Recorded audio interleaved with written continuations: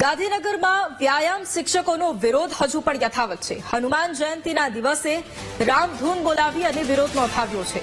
સત્યાગ્રહ છાવણીમાં હનુમાન ચાલીસાનો પાઠ કરી અને વિરોધ નોંધાવ્યો છે। પોલીસે એકઠા થયેલા તમામ ઉમેદવારોની અટકાયત પણ કરી છે।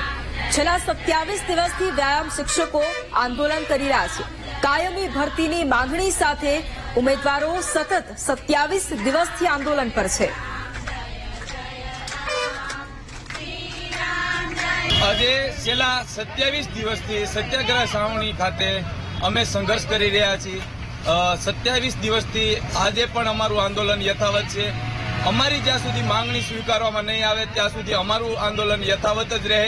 અને આજે હનુમાન જયંતિ નિમિત્તે અલગ રીતે અમે વિરોધ પ્રદર્શન કરવાના છીએ રામધૂન ગાઈને।